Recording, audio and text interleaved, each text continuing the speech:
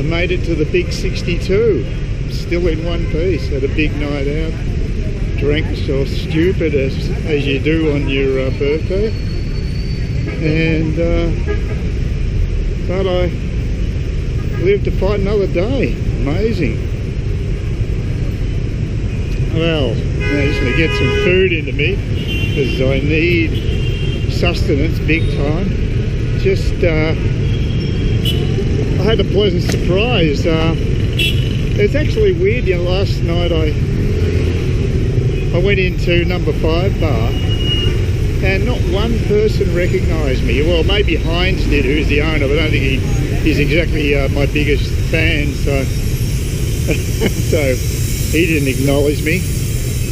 Ian, who's an Aussie drunk, I think that's a reasonable description. He didn't really acknowledge me either. I sort of said hello to him, he just sort of grunted, which is about the best you're going to get from someone like him. He actually played a game of pool, as I did too, and we both got thrashed by this really top-notch English guy who's been living in Saigon for about 3 years. He seems like a nice guy, so catch up with him again. And you know, the bar girls there were fine, they were nice enough, but it was strange that just no one even acknowledged me. Then on top of that, I went to Vinyl Bar after that,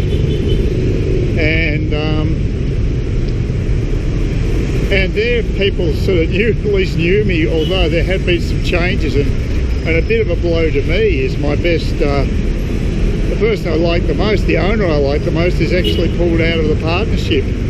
There's now only 3 partners as opposed to 4. Bob, the Englishman, has gone back to England apparently. I don't know how that's going to go with him, especially considering I presume he's with his Vietnamese girlfriend, his very hot Vietnamese girlfriend. You'd be crazy not to, unless there's a problem with their relationship. That's a possibility. I just don't know. What I might do is try to get his email, because I'd like to stay in touch with Bob. He's a nice guy. So that was a bit of a blow. And then the other funny thing that happened was I haven't mentioned the bloody before all that, the crap I had to go through to just get a SIM card. It just seems to me it's always a really tough task. I went to the Circle K, the local Circle K. They don't sell them. I went to a mobile store just around the corner. They don't sell them. And then the Circle K people told me I should check out the Family Mart, and didn't want to know about it. It's almost like I'm carrying kryptonite when I show them that bloody empty MobiNet SIM card holder.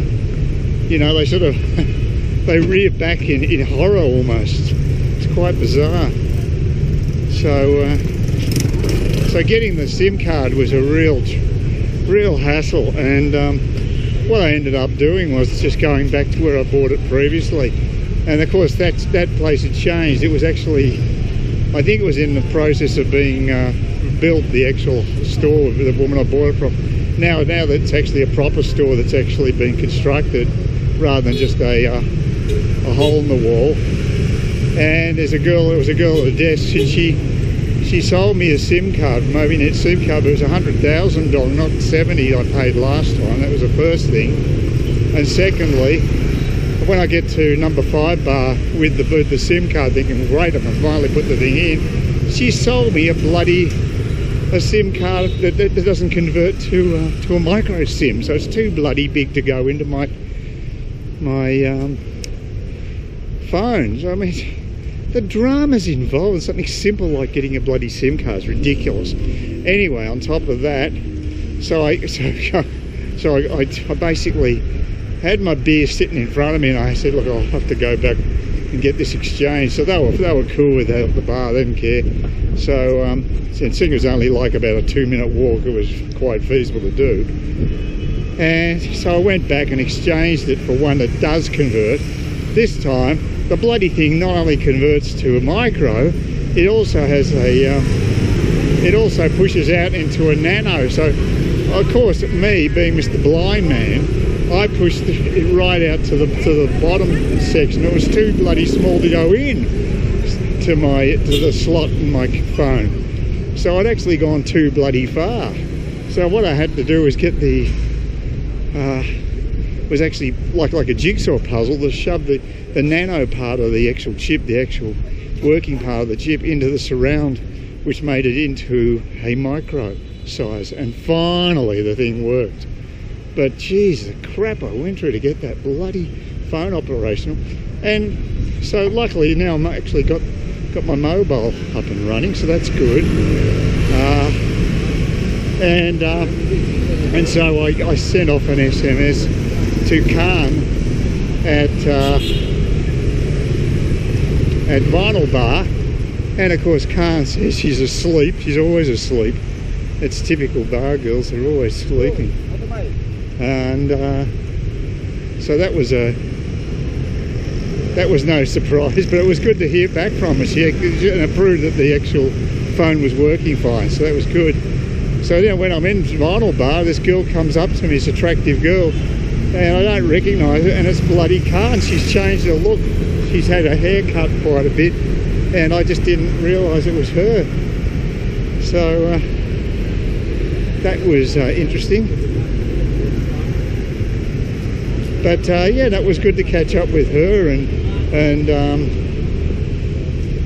and Wynn was also there. She was back in town, so there was some familiar faces in Vinyl Bar, and a couple of others I might add as well, in spite of the fact that the ownership had changed.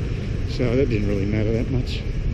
But getting a few stares here from the locals, walking around like a dork with my bloody GoPro. Who cares? They should know I'm insane by now. So yeah, got all that crap done, and then I spent a bit of time there at Vinyl. So I must have had a fair bit to drink, because I've done the happy hour from about till 5:30 onwards at the at number 5 bar, and then had a few drinks at Vinyl, and then on top of that I went to for some reason I went to the Jungle Bar. I don't know why I popped in there, but I did, and that had changed as well. Obviously changed ownership, because all the girls look totally different. They used to have like you know, jungle outfits on, which I didn't think were particularly flash, to be honest with you. Didn't really flatter them. Now they're gone glam, which they look good, but they were pretty predatory, the girls there. They were certainly after their money, and well, you know, that's the way it is with bar girls. You've got to be careful with them, as I've said before. And but I had a reasonable night there, and I didn't go to Tequila because I didn't really want to catch up with V. I just felt like V just every time I said stuff to her, like I told her when my birthday was and all this stuff, and she just didn't seem to register at all when I was actually travelling. She asked me when I was coming, and I already told her all these details, gave her every detail, and she just ignored me. Well, she didn't take it in, so that annoyed me. But lo and behold, today, I think I had problems getting back into my apartment last night, because after 9 the guard's off, and you have to get through there's a padlock on the door. I'm not sure, I can't remember. I was pretty pissed, but I sort of vaguely recall I had to get some assistance to get into the bloody building. It's ridiculous, you know, just the sliding door on the outside of the apartment's a pain in the ass too. It's a lattice type thing, it's metal door, and the problem with it is that it's almost impossible to open the bloody thing from the inside. You've got to put your hand through the grating and then put the key in from the other side, from the outside, in the stairwell there. It's bloody ridiculous.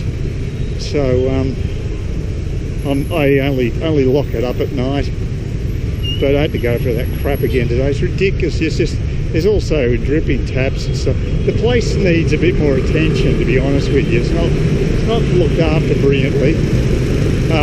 But you know, you get this with Airbnb places. The first one I went to, stayed at in Saigon, I had issues with too. So, and cleanliness is not 100%. So you're not going to get you know, hotel standard consistently.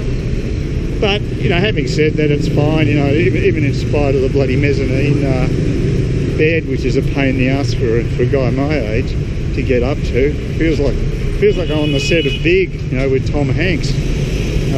Crazy. But anyway,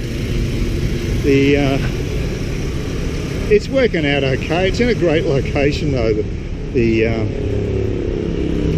apartment. And the good news was, I'd written off V a bit, and lo and behold, checking out Skype today, and she sent me a birthday greeting. So that was totally unexpected. So I had a long chat with her.